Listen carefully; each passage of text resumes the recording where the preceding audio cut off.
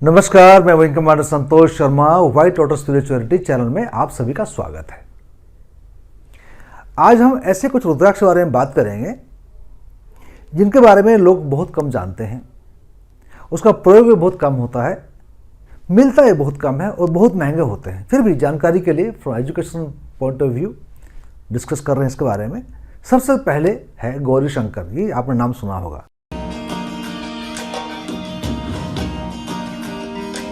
गौरी शंकर का मतलब ये हुआ कि दो रुद्राक्ष जो जुड़े हुए होते हैं, आर्टिफिशियल नहीं, नेचुरली जुड़े हुए होते हैं। लेकिन बाजार में जो मिलते हैं, ज़्यादातर जो रुद्राक्ष आपको मिलेंगे बाजार में, ये फेविकोल से जुड़ा हुआ है।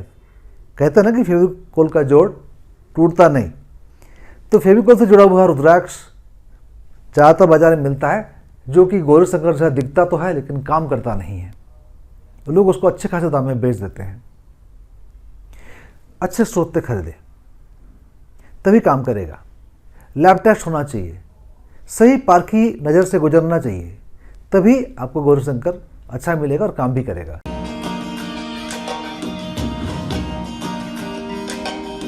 गौरी शंकर रुद्राक्ष किसको पहनना चाहिए? यदि पति पत्नी में अनबन होती हो, झगड़े होते हों, संतान संतति का अभाव हो, गर्भधारण में दिक्कतें होती हों, तो गर्भधारण के लिए, दाम्पत्य जीवन में सुख समृद्धि की वृद्धि के लिए, प्रेम का उदय करने के लिए, कहने का मतलब ये है कि पति पत्नी में संबंध को और गाढ़ा करने के लिए ये रुद्राक्ष काम करता है। पति पत्नी को प्रेम को बढ़ाता है। जैसे मैंने बताया कि गर्भाधान यदि गर्भाशय में गर्भ टिकता नहीं है तो भी ये गौरी शंकर मदद करता है। कभी कभी ये भी देखा गया है कि शादी नहीं हो रही हो, लेट हो रहा हो, तो लड़कियों को गौरी शंकर पहनाया जाता है।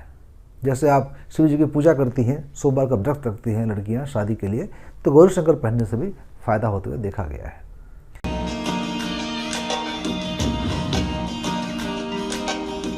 गौरी शंकर रुद्राक्ष असल में किस प्रकार से होता है? मैंने पहले बताया कि ये दो रुद्राक्ष जुड़ा हुआ है नेचुरली, प्राकृतिक ढंग से। तो क्या है कि इसमें 2 5-5 मुखी का होना चाहिए, 6-6 मुखी का होना चाहिए, या 6 मुखी 5 मुखी होना चाहिए? क्या सिस्टम होता है इसका?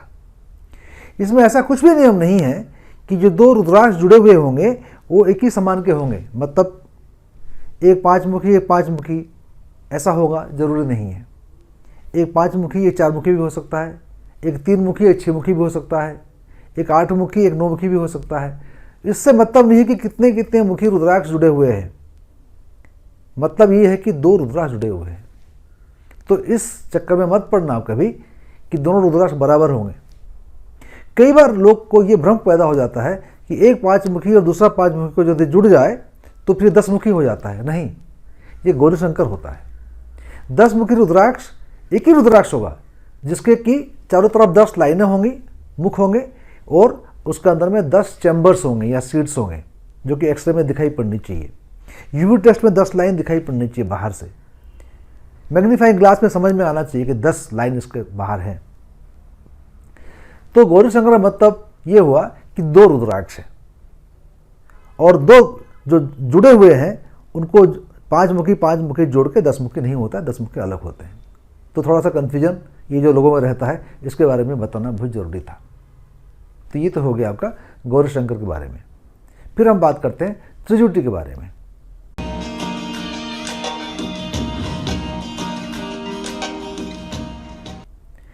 त्रिजुटी 3 रुद्राक्ष की जोड़ से बनती है। ये 2 रुद्राक्ष की जोड़ से बना।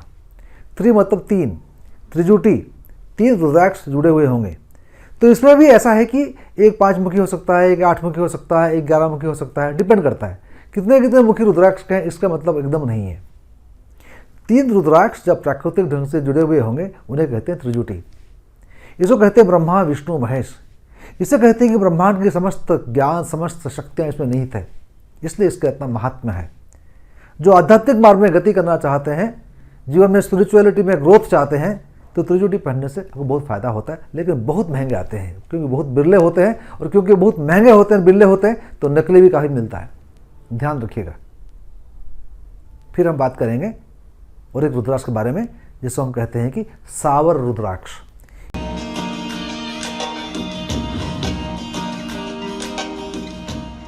इसको कहते हैं, इसको ईश्वर रुद्राक्ष भी कहते हैं, इसको नाग रुद्राक्ष भी कहते हैं। तो सावर रुद्राक्ष का महात्मा क्या है? जैसे मैंने कहा कि गौरी शंकर में 2 रुद्राक्ष होंगे, कितने कितने मुखी हो ज़्यादा फर्क नहीं पड़ता है, जुड़े हुए होंगे। फिर मैंने बात की त्रिजुटी की बात की, उसमें भी कहा कि 3 रुद्राक्ष होंगे, अलग अलग मुखी के होंगे, लेकिन प्राकृतिक रूप से जुड़े हुए होंगे। सावर में 2 रुद्राक्ष होंगे गौरी शंकर जैसे, लेकिन शर्त यह है कि दोनों में से एक रुद्राक्ष का एक मुखी रुद्राक्ष होना जरूरी है। दूसरा चाहे 11 मुखी हो, 5 मुखी हो, 6 मुखी हो, उससे कोई फर्क नहीं पड़ता है, लेकिन ये 2 जो जुड़े हुए होंगे उसमें से एक रुद्राक्ष जो है वो एक मुखी का होना बहुत जरूरी है। तभी ये कहलाएगा सावर रुद्राक्ष या नाग रुद्राक्ष या ईश्वर रुद्राक्ष। जो आध्यात्मिक मार्ग में त्वरता से गति करना चाहते हैं, फास्ट फॉरवर्ड होना चाहते हैं और सांसारिक मोह माया से दूर होना चाहते हैं, जो कि ध्यान करना चाहते हैं और ईश्वर के और समीप जाना चाहते हैं, संसार की मोह माया से बहुत दूर, लोभ ईर्ष्या से दूर, ट्रांसेंड करना चाहते हैं चीज़ों को, इमोशंस को, जो अपने ही जो इंद्रियां हैं उस पर राज करना चाहती हैं, जो इंद्रजीत होना चाहते हैं, उनके लिए है ये सावर रुद्राक्ष। यदि आप सांसारिक व्यक्ति हैं तो इस रुद्राक्ष से आपको ज़्यादा फायदा नहीं होगा, क्योंकि आप मेटेरियलिस्टिक गेन करना चाहते हैं और समझते हैं कि ये पहनने से कोई फायदा होगा, नहीं होगा। जैसे मैं हरदम कहता हूँ, और एक मुखी रुद्राक्ष का जो वीडियो मैंने बनाया हुआ है, आपने नहीं देखा तो देखिएगा।